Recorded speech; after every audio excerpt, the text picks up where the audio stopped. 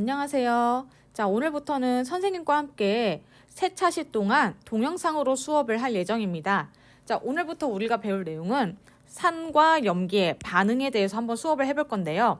다른 말로 산과 염기의 중화 반응이라고 아마 통합과학 시간에 작년에 배웠을 거예요. 자, 이 반응은 이제 모의고사 문제에서도 소위 킬러라고 말하는 가장 계산도 많고 좀 문제가 복잡하게 출제되기 때문에 어렵다고 여러분들이 먼저 생각을 할 수도 있겠지만 오늘부터 세차시 동안은 어려운 문제는 되도록 풀지 않고 기본적인 개념 설명 위주로 설명을 하도록 하겠습니다.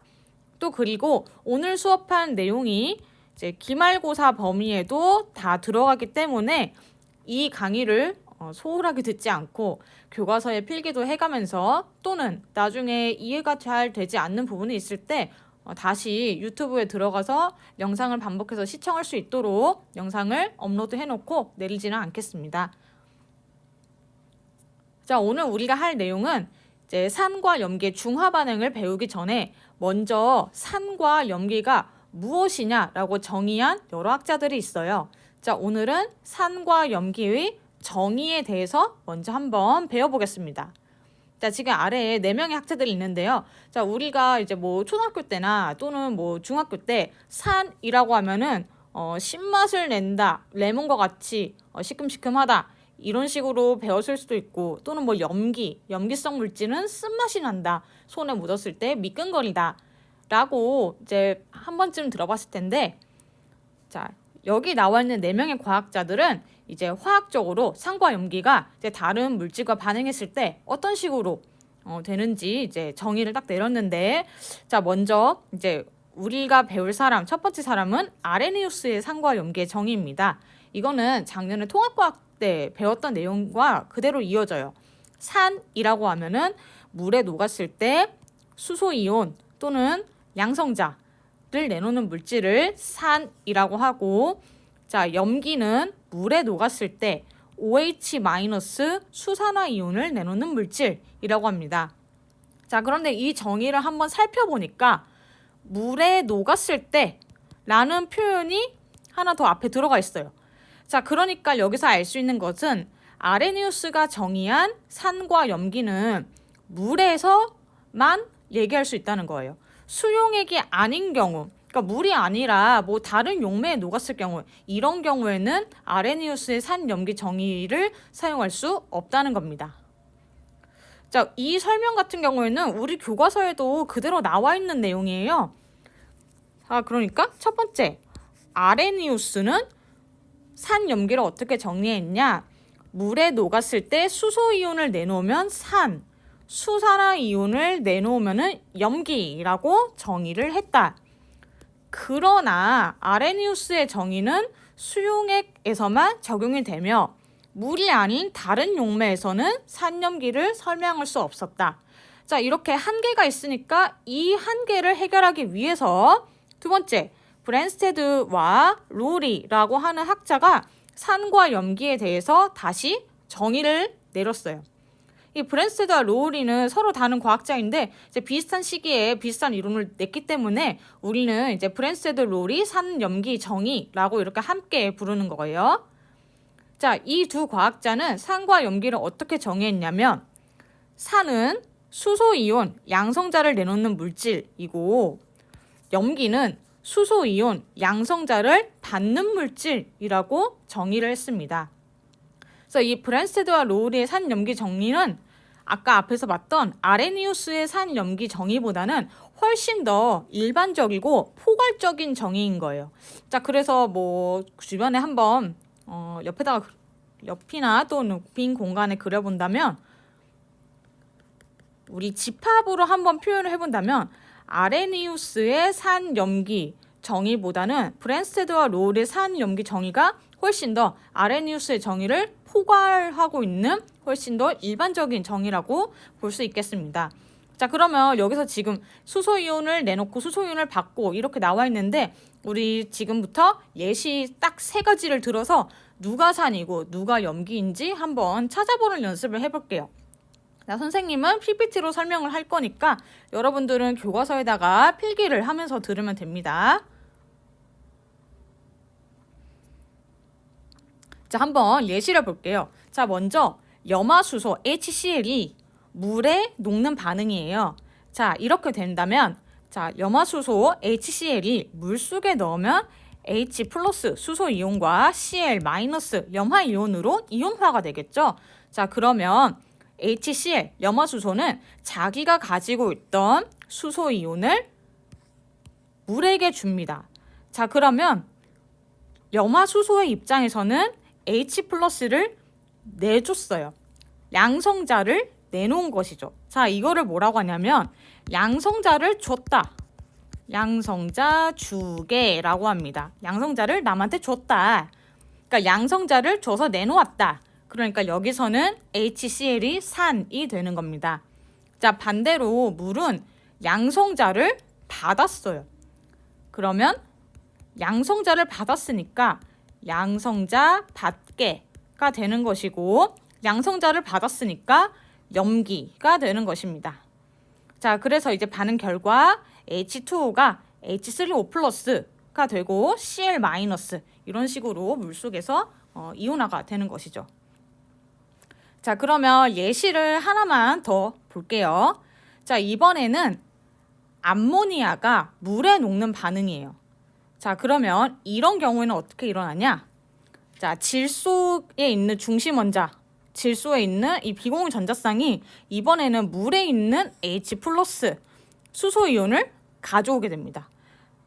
자, 그러면 NH3 암모니아 입장에서는 수소 이온을 하나 가져와서 받은 거예요.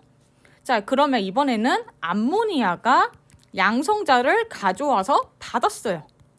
그러니까 암모니아가 양성자 받게, 즉 염기가 되는 것이고 물은 자기가 가지고 있던 H 플러스를 남한테 줬어요. 자, 그러니까 이번에는 물이 양성자 주게, 즉 산이 되는 겁니다. 자, 밑에 정리가 되어 있네요. 자, 여러분들은 교과서에 있는 이 자료 읽기 빈칸을 한번 채우면서 보면 되겠죠.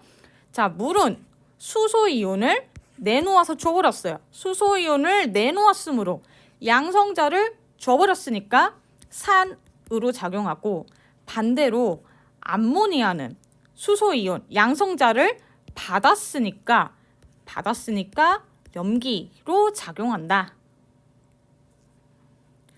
자, 이것 통해서 알 수 있는 사실은 아까 전에 위에서는 물이 H 플러스 양성자를 받았기 때문에 이때는 H2O 물이 양성자를 받았으니까 염기성이 물질인 거고 HCl이 양성자를 줘버렸으니까 양성자 주게 산이 되는 거였어요. 자, 그러니까 물이 위에서는 염기로 작용했는데 아래에서는 산으로 작용했어요.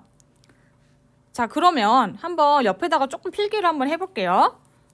그러니까 물, 그다음에 염화수소, 암모니아가 있을 때 염화수소와 암모니아가 반응을 할 때는 염화수소가 산, 그다음에 물이 염기로 작용을 했는데 물과 암모니아가 반응할 때는 암모니아가 염기, 물이 산으로 작용했어요. 자, 여기서 알 수 있는 사실은 우리 브랜스테드 로우리의 정의에 따라서 H 플러스 양성자를 누가 주고 누가 받냐에 따라서 산과 염기가 정해지는데 이 H 플러스 양성자를 주고 받는 이 능력이 상대적이라는 거예요. 그러니까 물이 어떨 때는 산성물질로 작용하고 어떨 때는 염기로 작용할 수 있다는 겁니다. 자, 그러면 우리 예시를 한 가지만 더 볼게요. 자, 지금 예시 같은 경우에는 모두 다 HCl과 NH3가 물에 녹았을 때, 즉 수용액 상태에서의 반응이었어요. 자, 그러면 옆으로 넘어가서 자, 또 다른 예시 하나만 더 보고 넘어가겠습니다. 자, 다음은 염화수소와 암모니아의 반응입니다. 자, 이 반응에서는 물과 관계없이, 즉 수용액 상태가 아니더라도 산염기 반응을 설명할 수 있는 예시라고 볼 수 있겠어요. 자, 여기에서 지금 HCl 염화수소가 자기가 가지고 있던 H 플러스 수소 이온을 염기한테 주니까 HCl이 양성자를 준다. 양성자 주게, 즉 산이 되는 것이고 NH3는 양성자를 받기 때문에 양성자 받게 염기가 되는 것입니다. 자, 그래서 이를 통해서 알 수 있는 사실, 브랜스드 롱의 정의에서는 누가 H 플러스를 양성자를 주는지 누가 받는지에 따라서 산과 염기가 정해지는 거지 수용액에서 일어나지 않아도 H 플러스를 주고받는 것만으로도 산과 염기를 설명할 수 있기 때문에 아레니우스의 정의보다는 훨씬 더 일반적이고 포괄적인 정의라고 할 수 있겠습니다. 자, 그러면 연습해보기. 자, 이것도 역시 우리 교과서에 있어요. 자, 연습해보기를 통해서 한 번 더 연습을 해보도록 하겠습니다. 자, 문제에서 이제 탄산수소 이온과 물의 반응에서 누가 산이고 누가 염기인지를 찾아라 라고 이렇게 물어보게 되면 먼저 탄산수소 이온과 물의 반응을 화학반응식으로 먼저 나타내야겠죠. 자, 화학반응식을 쓰고 나서 보니까 자, 여기에서 H 플러스 양성자를 누가 주고 누가 받는지를 우리가 찾아내야 돼요. 자, 지금 화학반응식에서 왼쪽과 오른쪽을 비교해 보니까 지금 물이 자기가 가지고 있던 양성자를 주는구나. 양성자 주게. 그러니까 양성자를 하나 줘서 H 플러스를 줘서 OH 마이너스가 됐고, 자, 그 다음에 탄산수소 이온이 물이 준 양성자를 받았구나.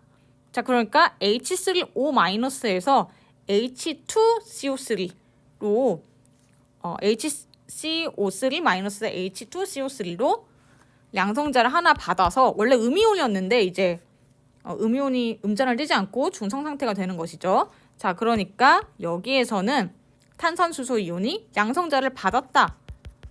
양성자 받게가 되는 것입니다. 자, 그러면 브랜스테드 로우리 정의에 따라서 H2O는 양성자 수소 이온을 줘버렸으니까 산으로 작용하는 것이고 HCO3 마이너스 탄산수소 이온은 수소 이온 양성자를 받았으니까 염기가 되는 것입니다. 자, 그러면 밑에 내려가서 쭉 또 설명 볼게요.